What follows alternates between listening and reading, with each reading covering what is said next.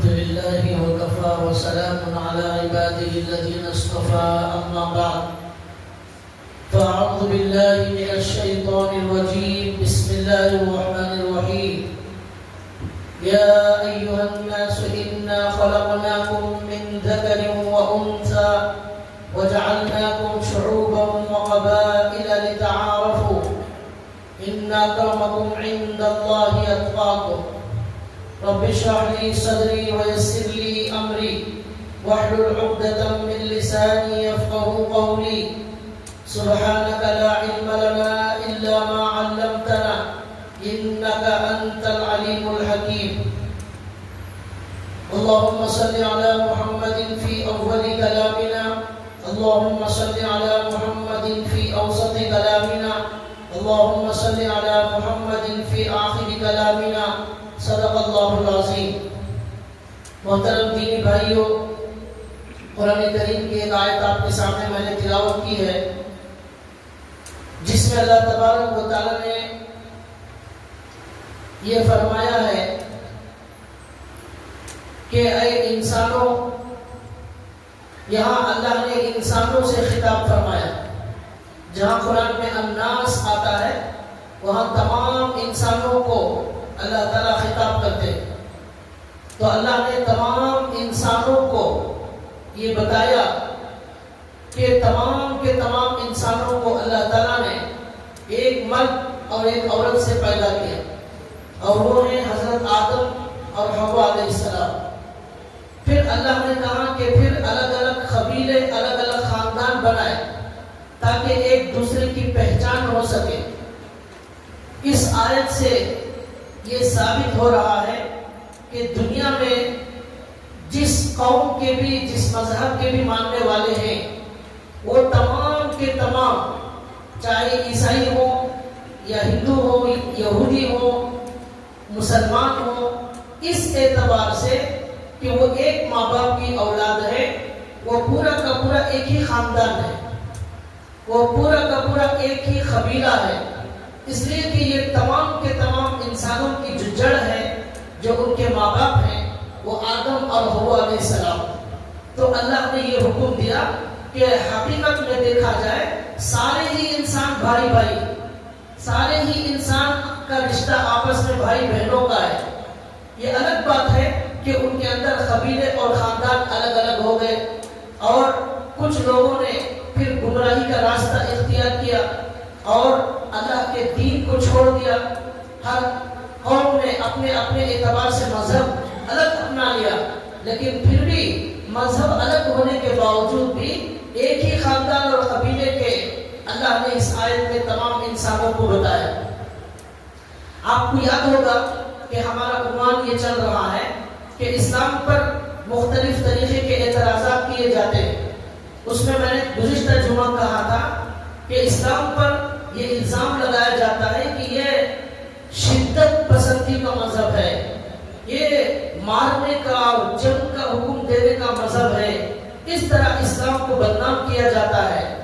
تو اس کا جواب میں نے گزشتہ جمعہ آپ کے سامنے دیا تھا۔ ہمارے نبی صلی اللہ علیہ وسلم کا بہترین سلوک میں نے بتایا تھا۔ آج میں آپ کو قرآن اور حدیث کی روشنی میں ہمارے نبی صلی اللہ علیہ وسلم کا اور اسلام کا غیر مسلموں کے ساتھ کتنا اچھا سلوک کرنے کا حکم دیا گیا ہے، اس کے بارے میں کچھ باتیں آپ کو بتاؤں گا تاکہ ہمیں معلوم ہو کہ اسلام محبت کا پیغام دینے والا مذہب ہے اور دین ہے۔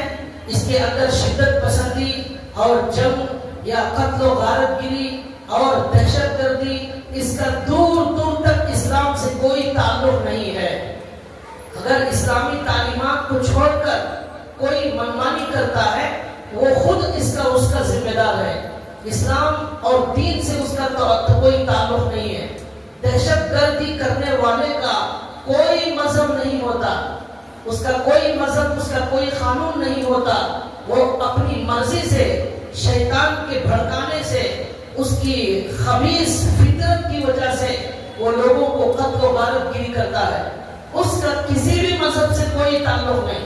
کوئی بھی مذہب یا کوئی بھی کتاب یا کسی بھی مذہب کا بڑا عالم یا بے کہیں کسی اپنی قوم کے ماننے والوں کو مارنے کا، لڑنے کا، اس کا حکم دور دور تک نہیں دیتا. اور اسلام سب سے زیادہ بہترین سلوک کرنے کا حکم دیتا ہے. اس سے زیادہ اچھا سلوک کرنے کا حکم کسی اور مذہب میں آپ کو نہیں مل سکتا. اس لیے یہ الزام لگانا، خاص طور پر یہ جو میڈیا ہے، گودی میڈیا، جھوٹا میڈیا، اس کا کام یہ رات دن یہی ہے، کوئی بھی واقعہ دنیا میں پیش آ جائے اسے لا کر اسلام سے جوڑ دیتے ہیں اور اسے مسلمانوں کے ساتھ جوڑ دیتے ہیں اور اس طرح اسلام کو بدنام کرنے کی کوشش کرتے ہیں. قرآن کریم کی میں نے ایک آیت آپ کے سامنے تلاوت کی جس میں اللہ نے کہا، کیا کہا؟ سارے کے سارے انسانوں کو اپنا خاندان سمجھو، اپنا قبیلہ سمجھو، اپنے گھر کے افراد سمجھو، اس لیے کہ وہ تمہارے ہی باپ دادا کی نسل ہے. ان کا بھی سلسلہ حضرت آدم اور حوا سے جا کر ملتا ہے. یہ اللہ نے اس آیت میں کہا. اور ایک آیت میں اللہ نے کیا کہا؟ یا ایھا الناس اتقوا ربکم الذی خلقکم من نفس واحدہ وخلق منها زوجها وبث منهما رجالا كثيرا ونساء. ہر نکاح کے موقع پر یہ آیت پڑھی جاتی ہے جس میں اللہ نے کیا کہا؟ یا ایھا الناس. یہاں بھی تمام انسانوں سے اللہ نے خطاب کیا، اتقوا ربکم، اپنے اللہ سے ڈرو. اس کے بعد اللہ نے کہا جس اللہ نے تم سارے کے سارے انسانوں کو من نفس واحدہ، ایک باپ سے اللہ نے پیدا کیا، ایک ماں باپ سے اللہ نے پیدا کیا. وَبَثَّ مِنْهُمَا رِجَالًا كَثِيرًا وَنِسَاءً، پھر انہی ماں باپ سے اللہ نے انسانوں میں سے بہت سارے مردوں کو پیدا فرمایا، بہت ساری عورتوں کو پیدا فرمایا اور ان کو دنیا میں اس طرح اللہ نے پھیلا دیا. اس سے بھی اللہ یہی حکم دینا چاہتے ہیں کہ سارے کے سارے انسان جو دنیا میں پیدا ہو گئے، کسی بھی مذہب کے ماننے والے ہوں، وہ ایک ماں باپ کی اولاد ہونے کی وجہ سے ایک خاندان اور ایک قبیلے کی طرح اللہ نے یہاں پر حکم دیا. اس سے کیا معلوم ہوا کہ اسلام ہمیشہ شروع دن سے لے کر ہمارے نبی کی پوری زندگی کا اور سیرت کا مطالعہ کریں، وہاں کہیں آپ کو شدت نظر نہیں آتی، وہاں رحم دلی نظر آتی ہے، وہاں محبت نظر آتی ہے، وہاں عفو و درگزر نظر آتا ہے، وہاں معافی کا سبق نظر آتا ہے، وہاں گلے لگانے کا پیغام ہمارے نبی کی زندگی سے ہمیں ملتا ہے. اور ایک بات یہاں نوٹ کیجئے، جتنی جنگیں آپ صلی اللہ علیہ وسلم کے زمانے میں ہوئی، وہ ساری جنگیں مدینے کے قریب میں ہوئی، مکے کے قریب نہیں ہوئی. کیا مطلب ہے اس کا؟ مطلب یہ ہوا مکے کے کفار مکے سے نکل کر لڑنے کے لیے مدینے میں آ گئے. جنگ بدر مدینے کے قریب ہوئی، جنگ احد جو احد کا پہاڑ ہے مدینے میں وہاں ہوئی. تو مدینے کے مسلمان لڑنے کے لیے مکہ نہیں گئے، مکے والے جنہوں نے ہمارے نبی اور صحابہ کو نکال دیا تھا وہ لڑنے کے لیے پھر مدینہ آ گئے. اس لیے مجبوراً مسلمانوں کو جنگ کرنا پڑا. جنگ بدر، جنگ احد، اس کے بعد جنگ احزاب. یہ جنگ احزاب بھی مدینے میں لڑی گئی. 10,000 کفار یہودی سب مل کر مکے سے مدینہ آ گئے. یہاں تک کہ مسلمان اپنے آپ کو بچانے کے لیے مدینے کے اطراف و اکناف بہت بڑی خندق اور گڑھا کھود دیتے تاکہ دشمن اندر نہ آئے. تو اس سے بھی معلوم ہوا کہ جنگ جو لڑی گئی وہ مجبوری میں لڑی گئی. جب کفار لڑنے کے لیے مدینے میں گھس گئے، اپنے آپ کو بچانے کے لیے تلوار اٹھائی گئی. اگر مسلمان لڑتے تو یہ جنگ کہاں ہوتی؟ مکے میں ہوتی. مدینے سے نکل کر مسلمان مکے میں جاتے، ایسا نہیں ہوا. مدینے میں مسلمان ہیں، مکے والے لڑنے کے لیے بھاگ بھاگ کر آتے تھے. بدر میں بھی وہی آئے، احد میں بھی وہی آئے، خندق میں بھی وہی آئے، وہی آتے رہے.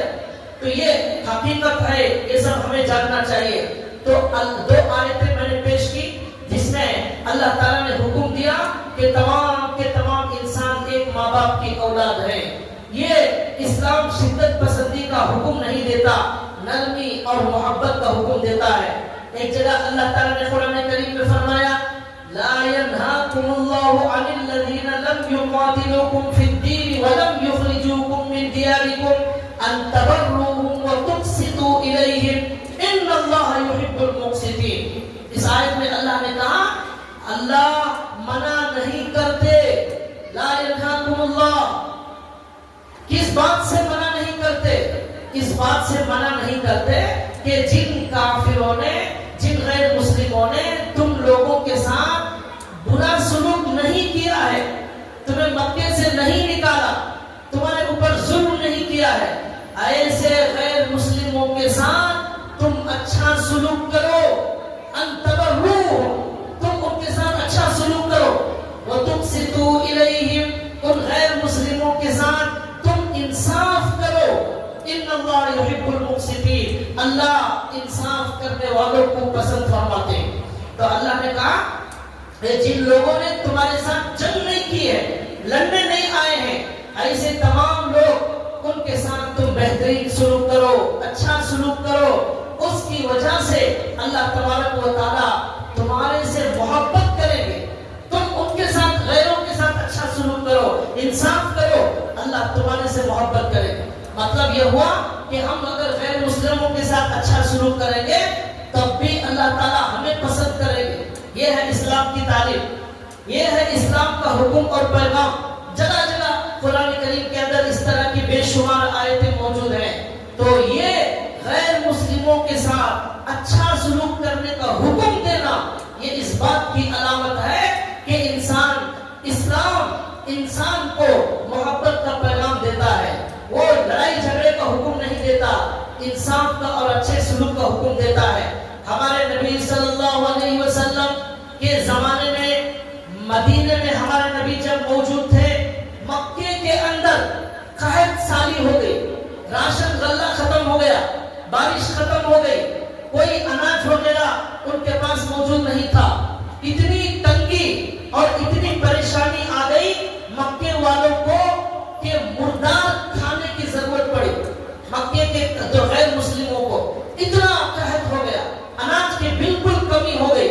اس موقع پر ہمارے نبی صلی اللہ علیہ وسلم کو جب معلوم ہوا کہ مکے میں اناج اور غلے کی کمی ہو رہی ہے اور لوگ بھوکے مرنے کے قریب آ چکے ہیں, تو ہمارے نبی صلی اللہ علیہ وسلم مدینے میں صحابہ اکرام کو جمع کرتے ہیں اور 500 دینار کا چندہ ہمارے نبی صلی اللہ علیہ وسلم نے مدینے کے اندر کیا اور کہا کہ مکے کے ان دشمنوں کے لیے ہم چندہ اکٹھا کر رہے ہیں جنہوں نے ہم سب کو ہمارے گھروں سے نکال دیا, جنہوں نے ہمارے مالوں پر قبضہ کر لیا, جنہوں نے ہمارے گھروں کو لوٹ لیا, جنہوں نے ہمیں بھگا دیا اپنے ہی ملک سے.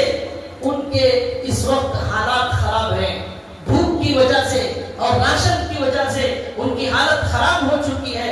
ان کے لیے ہمارے نبی صلی اللہ علیہ وسلم نے چندہ جمع کیا. 500 دینار 500 درہم کا چندہ جمع ہوا. ہمارے نبی نے وہ چندہ مکے کے دشمنوں کو بھیجا. ابو سفیان اس وقت مکے کے بڑے دشمن تھے.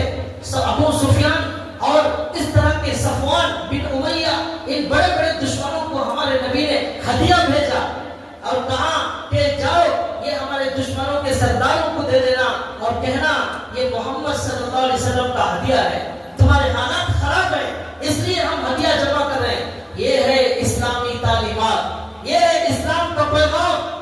دشمن ہزار بار اسلام کو بدنام کرے, ہمارے نبی کو لاکھوں لوگ جو ہے بدنام کرنے کی کوشش کرے, لیکن ہمارے نبی کی سیرت بالکل بے داغ ہے. اسلام کا ایک قانون بالکل صاف ہے کہ اس اسلام کے اندر لڑنے اور جھگڑنے اور شدت اس طرح کی کوئی جگہ ہمارے اسلام کے اندر موجود نہیں ہے. ہمارے نبی صلی اللہ علیہ وسلم کے زمانے میں لکھا ہے کہ مدینے کے رہنے والے انصاری صحابہ, ان کے کچھ رشتہ دار یہودی بھی مدینے میں رہتے تھے, وہ غریب یہودی تھے. ان مدینے کے صحابہ اکرام نے ان غریب یہودیوں کو راشن دینا بند کر دیا, اس لیے کہ وہ یہودی ہیں,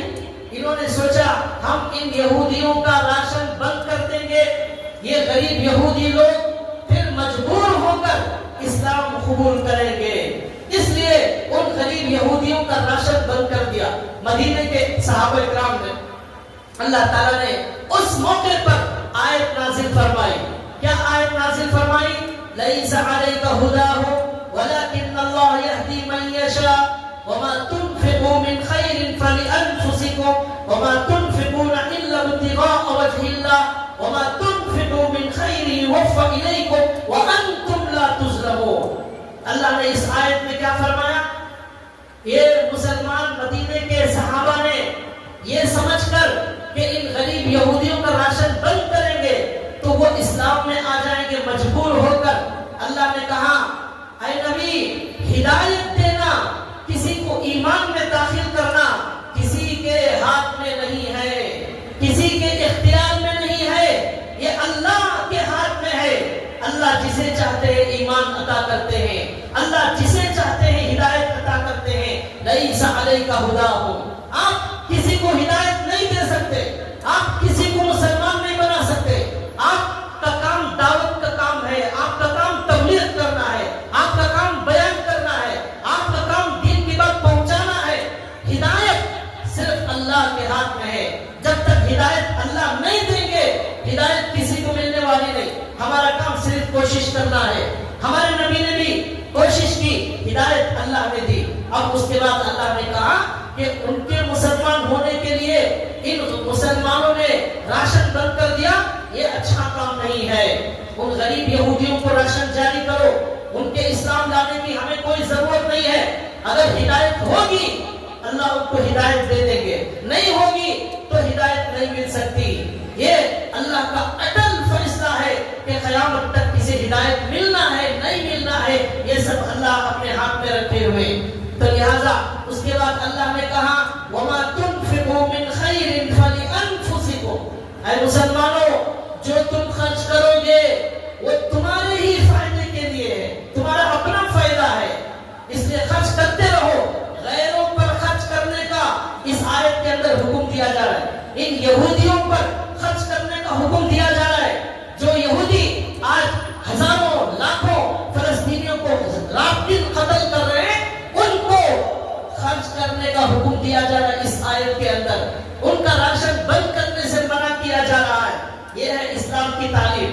اللہ نے کہا وَمَا تُنْفِقُونَ إِلَّا ابْتِغَاءَ وَجْهِ اللَّهِ، تمہیں خرچ کرتے وقت یہ نیت ہونا چاہیے کہ اس سے میرا اللہ راضی ہو جائے۔ اللہ کو راضی کرنا ہے تو اللہ بول رہے یہودیوں پر خرچ کرو، تمہارا دل خوش ہو رہا ہے یا نہیں ہو رہا ہے یہ نہیں دیکھنا ہے، میرا اللہ خوش ہو رہا ہے اس لیے خرچ کرنا ہے۔ وَمَا تُنْفِقُوا مِنْ خَيْرٍ يُوَفَّ إِلَيْكُمْ وَأَنْتُمْ لَا تُظْلَمُونَ۔ ان یہودیوں نے ہمارے نبی کو جان سے مارنے کی کئی مرتبہ کوشش کی۔ ایک مرتبہ ہمارے نبی کو بلا کر بٹھایا، اوپر سے پتھر گرا کر ہمارے نبی کو مارنے کا پلان بنایا۔ یہ پھر حضرت جبریل نے آ کر بتا دیا تو ہمارے نبی اٹھ کر وہاں سے چلے گئے۔ ان یہودیوں پر خرچ کرنے کا اللہ تعالیٰ اس آیت کے اندر حکم دے رہے ہیں۔ اس سے زیادہ اچھا سلوک کرنے کا حکم دنیا کی کسی کتاب میں موجود نہیں، کسی مذہب کی تعلیمات میں موجود نہیں، یہ صرف اسلام کی خاصیت ہے۔ یہ ساری باتیں ہمیں بتانا چاہیے لوگوں کو، جو لوگ بدنام کرتے ہیں ان کو یہ اسلامی تعلیمات بتانا چاہیے کہ اللہ نے یہاں کہا کہ تم جو کچھ بھی خرچ کرو گے یوفى الیکم وانتم لا تظلمون، تمہارے خرچ کا پورا بدلہ تمہیں دیا جائے گا۔ تم ان یہودیوں پر خرچ کرو، اللہ کے حکم سے اللہ تعالیٰ تمہیں قیامت کے دن پورا بدلہ عطا فرمائے۔ تمہارا مال بیکار نہیں جائے گا، تمہارا خرچ کرنا ضائع نہیں ہوگا، اللہ تمہیں اس کا پورا بدلہ عطا فرمائیں گے۔ یہ ہے اسلامی تعلیمات، یہ اسلام کا پیغام ہے۔ ایک مرتبہ کا واقعہ ہے، فتح خیبر کے موقع پر، خیبر یہودیوں سے ایک جنگ ہوئی، اس میں بعض صحابہ اکرام نے یہودیوں کے جانوروں کو ذبح کر دیا، یہودیوں کے پھلوں کو توڑ لیا۔ تو ہمارے نبی صلی اللہ علیہ وسلم نے اس موقع پر فرمایا، کیا فرمایا؟ ہمارے نبی نے فرمایا مجھے معلوم ہوا ہے اے مسلمانوں تم میں سے کچھ لوگوں نے یہودیوں کے جانوروں کو ذبح کر دیا ہے،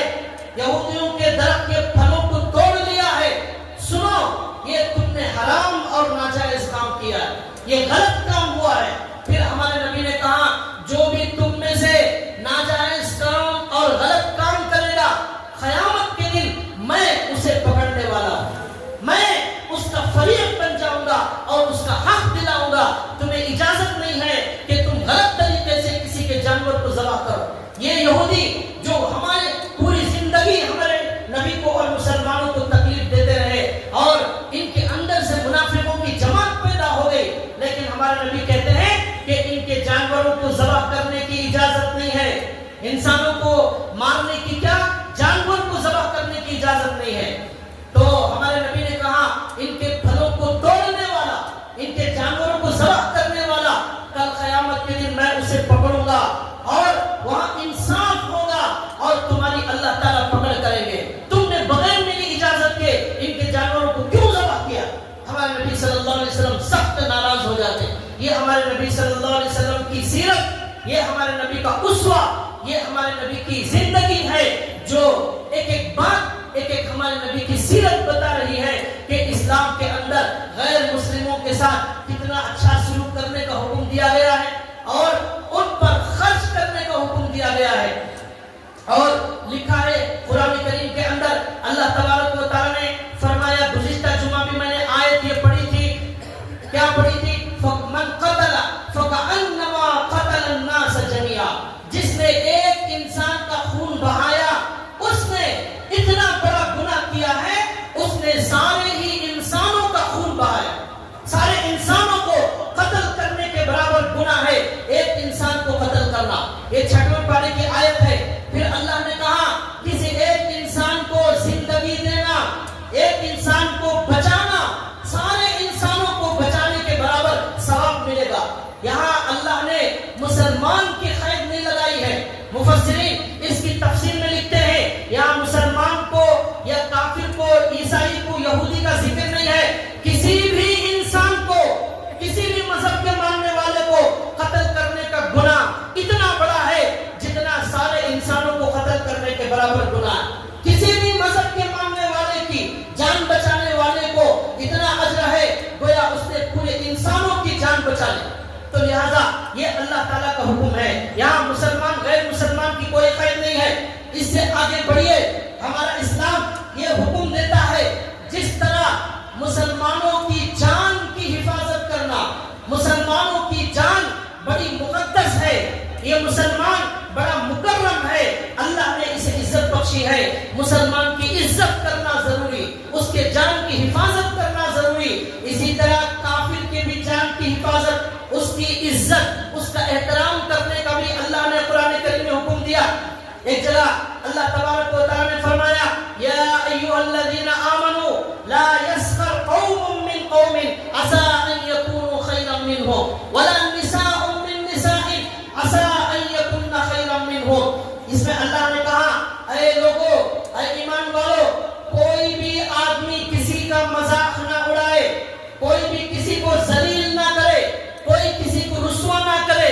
یہاں پر اللہ نے یہ نہیں کہا کہ کسی مسلمان کو رسوا نہ کرے، کسی مسلمان کو بے عزت نہ کرے، نہیں، کوئی بھی ہو۔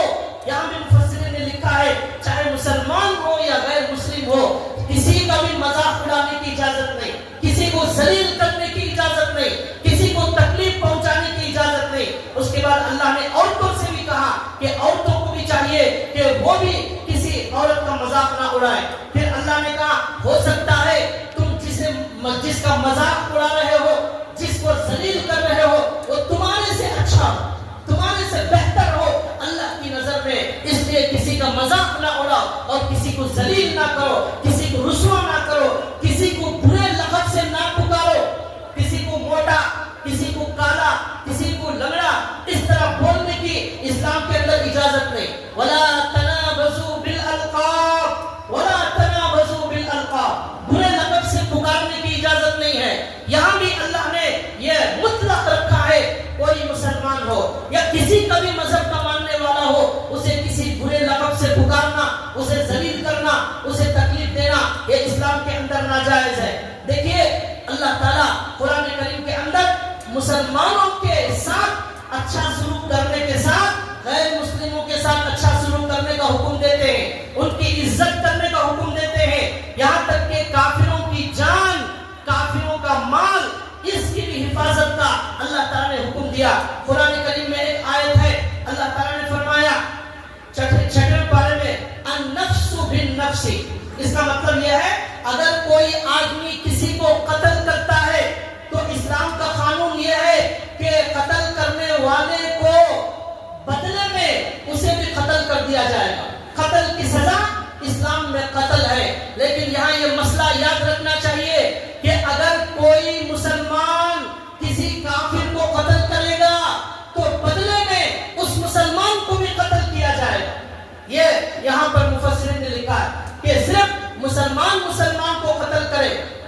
مسلمان کو بدلے میں قتل نہیں کیا جائے گا. اگر مسلمان کسی کافر کو جس کے ساتھ معاہدہ ہوا ہے، امن کے ساتھ رہنے کا معاہدہ ہوا ہے، سکون کے ساتھ ایک ملک میں رہنے کا معاہدہ ہوا ہے، ایسے مسلمان کو، ایسے کافر کو اگر کوئی مسلمان قتل کرتا ہے تو مسئلہ یہ لکھا ہے کہ اس مسلمان کو بھی بدلے میں قتل کیا جائے گا. چنانچہ ہمارے نبی صلی اللہ علیہ وسلم نے اپنی زندگی میں ایک مسلمان کو اس لیے قتل کیا کہ اس نے ایک کافر کو قتل کیا تھا اور وہ ذمہ تھا، ٹیکس دے کر مسلمانوں کے ملک میں رہتا تھا، اس کے ساتھ معاہدہ ہوا تھا اسلامی حکومت کا کہ ہم تمہارے جان کی، تمہارے مال کی حفاظت کریں گے. یہ مسلمانوں نے معاہدہ کیا تھا. اس ملک میں وہ غیر مسلم ٹیکس دے کر رہتے تھے. ایسے غیر مسلم کو ناحق قتل کرنے کی وجہ سے ہمارے نبی نے ایک مسلمان کو بدلے میں قرآن کے قانون کے مطابق قتل کر دیا. یہ اسلام کا قانون ہے جو انصاف کرتا ہے، اس میں کسی کی کوئی رعایت نہیں ہوتی. حضرت عمر رضی اللہ تعالیٰ عنہ نے اپنے زمانے میں ایک ایسے مسلمان کو قتل کیا جس نے کسی ایسے کافر کو قتل کیا تھا جو مسلمانوں کے ساتھ معاہدہ کیا ہوا تھا، ٹیکس دے کر رہتا تھا، اس کو نہ قتل کر دیا. حضرت علی نے بھی اس طرح کے کچھ مسلمانوں کو قتل کیا جنہوں نے غیر مسلموں پر ناحق ظلم کیا تھا اور وہ معاہدے کے ساتھ، ٹیکس کے ساتھ رہتے تھے. یہ ہمارے اسلامی تعلیمات ہیں، یہ ہمارے اسلامی احکامات ہیں. یہ اس لیے دیے گئے ہیں تاکہ انصاف برقرار رہے، امن اور سلامتی برقرار رہے. اگر ایسا نہیں ہوگا تو طاقتور کمزوروں پر ظلم کریں گے اور بڑا چھوٹے پر ظلم کرے گا اور مالدار غریب آدمی پر ظلم کریں گے. اس لیے اسلام کے اندر یہ ساری تعلیمات اسلام کی برابر دی گئی ہیں کہ جو ظلم کرے گا اسے ضرور سزا ملے گی، جو نہ قتل کرے گا وہ کوئی بھی ہو اس پر اسلام کے قوانین نافذ کیے جائیں گے.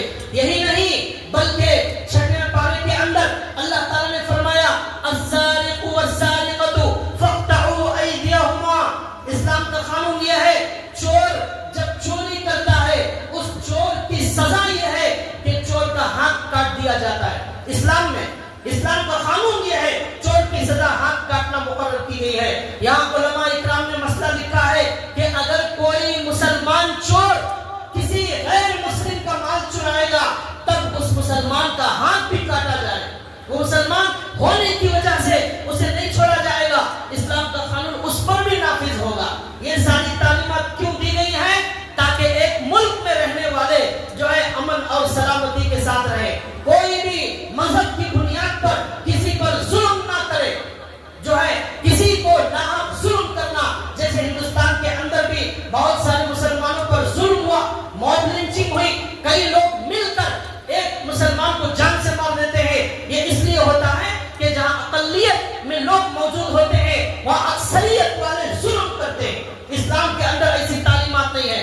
اسلام اس کی بالکل اجازت نہیں دیتا کہ کوئی بھیڑ جمع ہو جائے، ایک آدمی تنہا مل جائے تو اسے مار دیا جائے. اسلام اس کا سخت مخالف ہے. یہاں تک کہ اگر کوئی کسی کو قتل کر دے اور مقتول کے ورثہ خاندان والے اگر سزا معاف کر دیں، قتل کی سزا معاف کر دیں، تو اسلام کا قانون یہ ہے کہ پیسے دینا پڑتا ہے. اس کا نام ہے دیت.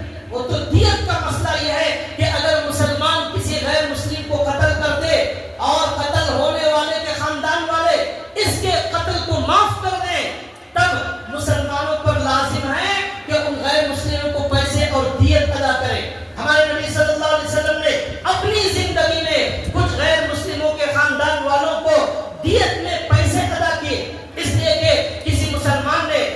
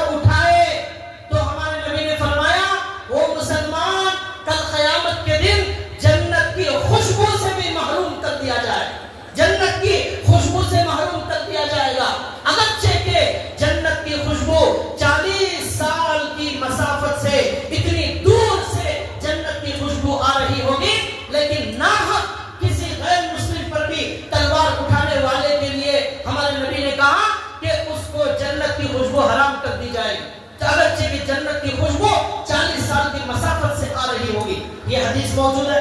یہ ہمارے نبی صلی اللہ علیہ وسلم نے یہ ساری تعلیمات اسی لیے دی ہیں تاکہ قیامت تک آنے والے لوگوں کو اسلام کا جو انصاف پسندانہ حکم ہے، اس کا انصاف پسندانہ قوانین ہے، یہ سارے لوگوں تک پہنچائے جائے.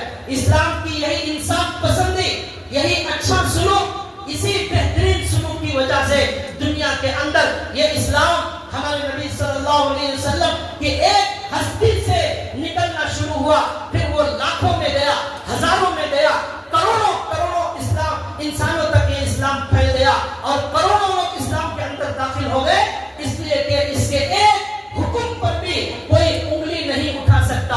ایک حکم اس کا بالکل برابر ہے. اس پر شدت پسندی کا الزام لگانا اور یہ کہنا یہ اسلام دہشت گردی سکھاتا ہے، یہ مارنا سکھاتا ہے، یہ جنگ کرنا سکھاتا ہے، یہ غیروں کے ساتھ برا سلوک کرنے کا حکم دیتا ہے، یہ ایسا الزام ہے جو جھوٹ پر مبنی ہے. اس سے بڑا جھوٹ دنیا میں کوئی نہیں بولا گیا. اسلام کی تعلیمات کو جانے، اسلام کے احکامات کو سنے، اس کے بعد کوئی فیصلہ کرے. ہمارے نبی صلی اللہ علیہ وسلم کی زندگی کے اندر لکھا ہے احد کے میدان میں جب جنگ ہوئی تو کفار کی طرف سے ہمارے نبی صلی اللہ علیہ وسلم پر تیر پھینکا گیا. وہ تیر ہمارے نبی کے اس جبڑے میں گھس گیا، ہمارے نبی کے جبڑے میں تیر گھس گیا. وہ تیر کو نکالنے کے لیے ایک صحابی نے اپنے دانتوں سے پکڑ کر اس تیر کو کھینچا. اس کی وجہ سے ہمارے نبی صلی اللہ علیہ وسلم کے 2 دانت شہید ہو گئے اور خون ہمارے نبی کا نکل کر بہنے لگا، پورے بدن پر بہنے لگا. مسلمانوں نے، صحابہ نے کہا یا رسول اللہ آپ ان غیروں کے لیے بد دعا کیجئے، اللہ ان کو ہلاک اور برباد کرے. ہمارے نبی نے ہاتھ اٹھایا اور کہا اے اللہ میں رحمت بنا کر بھیجا گیا ہوں، اے اللہ میں لعنت کرنے والا نہیں بنایا ہوں، اے اللہ اس میری قوم کو ہدایت عطا فرما. یہ میری قوم مجھے جانتی نہیں ہے، اس لیے اس نے میرے ساتھ ایسا سلوک کیا ہے. اے اللہ ان کو ہدایت عطا فرما، ان کو معاف فرما. یہ جانتے نہیں ہے میں رحمت بنایا ہوں. میں رحمت صرف مسلمانوں کے لیے نہیں، غیروں کے لیے بھی رحمت بنا کر بھیجا گیا ہوں. ہمارے نبی نے یہ دعا فرمائی. ہمارے نبی کی زندگی کا مطالعہ کرے. ایک یہودی عورت نے زہر ملا کر گوشت ہمارے نبی کو ہدیے میں بھیجا. وہ گوشت، زہر ملا ہوا گوشت ہمارے نبی کی خدمت میں آیا. ہمارے نبی اور صحابہ نے بیٹھ کر اس زہر ملے ہوئے گوشت کو کھانا شروع کیا. جیسے ہی ہمارے نبی نے لقمہ منہ میں رکھا، ہمارے نبی کو معلوم ہو گیا.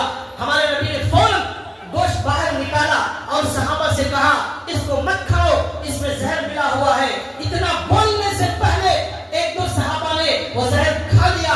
وہ صحابہ کی موت واقع ہو گئی اور ہمارے نبی کو بھی اس زہر کا اثر بہت دنوں تک ہمارے نبی کی طبیعت میں اس کا اثر تھا. ہمارے نبی اس کی وجہ سے کئی دنوں تک ہمارے نبی تکلیف محسوس کرتے تھے. ہمارے نبی کو معلوم تھا وہ کون عورت ہے جس نے زہر ملایا ہے، لیکن ہمارے نبی نے کبھی اس عورت سے بدلہ نہیں لیا، کبھی اس عورت سے انتقام نہیں لیا اور کبھی اسے مارنے یا کوئی سزا دینے کی ہمارے نبی نے کوشش نہیں کی. یہ ہمارے نبی کا اسوہ، یہ ہمارے نبی کا طریقہ، یہ ہمارے نبی کے اخلاق ہمارے نبی کی کتابوں میں موجود ہیں جو غیروں کے ساتھ حسن سلوک پر دلالت کرتے ہیں. عجیب و غریب واقعہ تاریخ کے اندر لکھا ہوا ہے. پورے دنیا کے انسانوں میں اس سے اچھا سلوک، ہمارے نبی سے اچھا سلوک غیروں کے ساتھ کرنے والا نہ کوئی پیدا ہوا ہے، نہ کوئی آج پیدا ہوگا، نہ قیامت تک کوئی پیدا ہوگا. اتنا بڑا دل رکھنے والے ہمارے نبی ہی ہو سکتے ہیں، کوئی اور نہیں ہو سکتا. یہ ہمارے نبی کی زندگی کا سبق ہے. ہمارے نبی کا بہت بڑا دشمن جس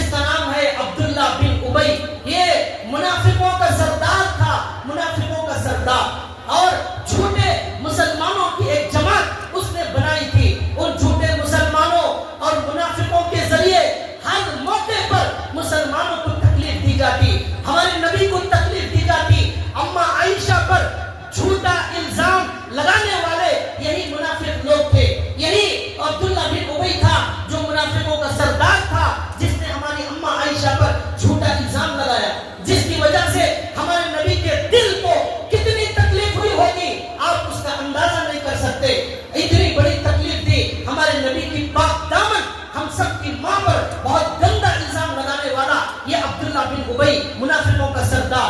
یہی نہیں بلکہ اس نے ایک مرتبہ یہ کہا کہ ہمارے نبی اور صحابہ ذلیل لوگ ہیں, ان کو مدینے سے باہر نکالو. ایک مرتبہ اس نے کہا ہمارے نبی اور صحابہ یہ بھکاری ہیں, ان پر خرچ کرنا بند کرو. مدینے والوں سے کہا ان مسلمانوں پر خرچ مت کرو, ان کو مدینے سے باہر نکالو. ایسی بے شمار مثالیں اور واقعات ہیں. ہر قدم پر یہ منافقوں کا سردار ہمارے نبی کو تکلیف دیا کرتا تھا, لیکن اس منافق کے بیٹے سچے مسلمان ہو گئے. حضرت عبداللہ ان کا نام تھا.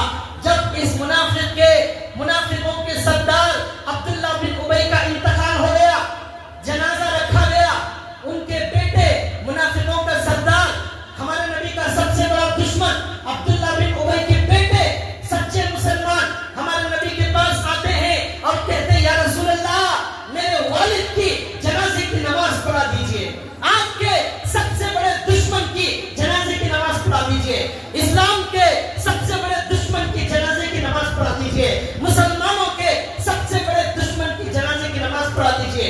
وہ جھوٹا مسلمان تھا, ظاہر میں مسلمان, اندر سے کافر تھا, کھلا ہوا کفر نہیں تھا اس کا.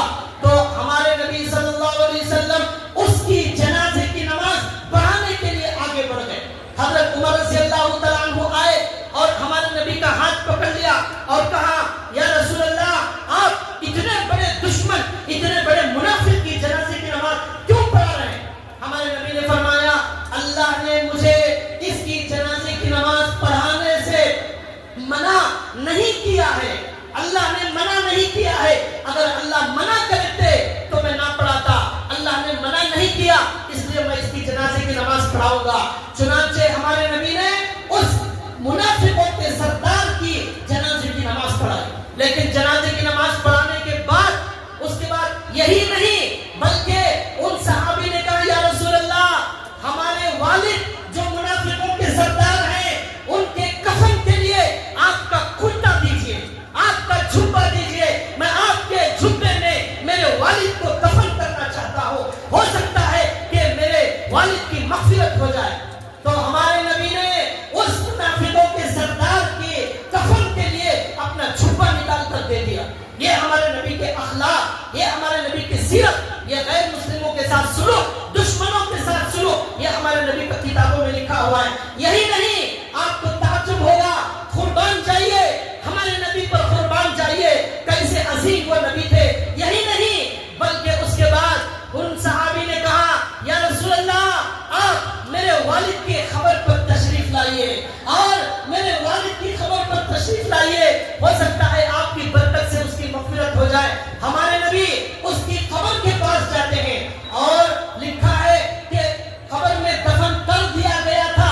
پھر ہمارے نبی کے جانے کے بعد فوراً رکھا گیا تھا, اسے نکالا گیا.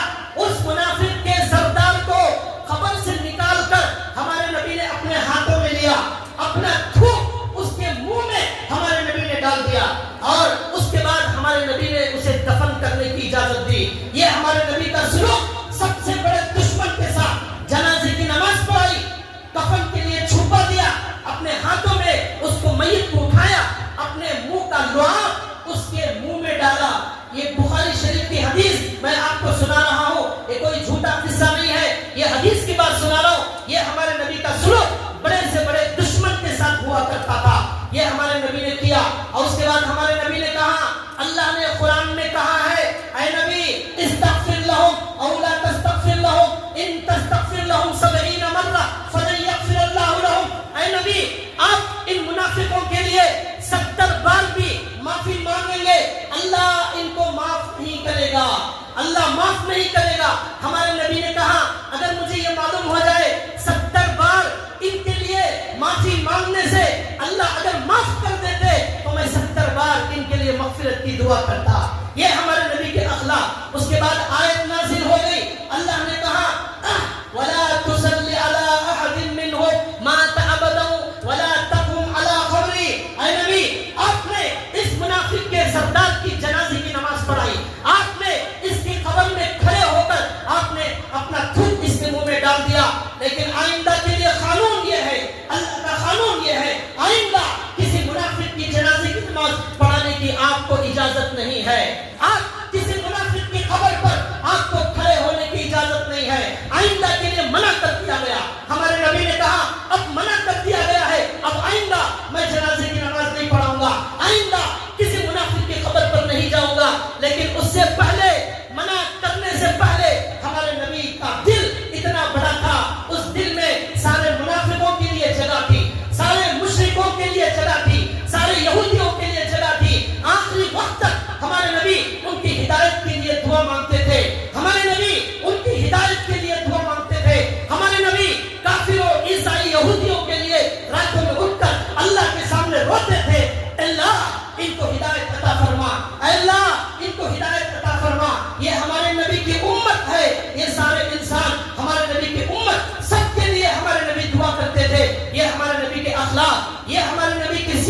یہ اسلام کا پیغام ہے، جس سے معلوم ہوتا ہے کہ اسلام کے اندر جنگ کرنا اور اسلام پر جھوٹا الزام لگانا، اسلام کے اندر شدت پسندی کا الزام لگانا، دہشت گردی سے جوڑنا، یہ بہت بڑا جھوٹ اور بہت بڑا الزام ہے۔ کون دہشت گرد ہے؟ کون دہشت گرد ہے؟ دنیا میں سب سے بڑا دہشت گرد یہ امریکہ ہے۔ اس کے بارے میں آپ تاریخ اٹھا کر پڑھیے۔ 1916 میں جنگ اول شروع ہوئی، جنگ عظیم اول شروع ہوئی 1916 میں، 1916 میں، آج سے 110 سال پہلے پوری دنیا میں ایک بہت بڑی جنگ ہوئی۔ وہ جنگ کا کرانے والا یہ امریکہ ہے۔ اس کے اندر 16 ملکوں نے مل کر جنگ کی، اس کے اندر 90 لاکھ لوگوں کو مار کر جو ہے دنیا سے ختم کر دیا گیا۔ اس کی سرپرستی کرنے والا یہ امریکہ ہے۔ دوسری بہت بڑی جنگ اس دنیا میں ہوئی 1939 کے اندر، وہ جنگ شروع ہوئی، اس کی سرپرستی کرنے والا یہ امریکہ ہے۔ اس کے اندر 27 ملکوں نے شرکت کی، اس کے اندر 60 لاکھ لوگوں کو دنیا سے قتل کر دیا گیا۔ کون دہشت گرد ہے؟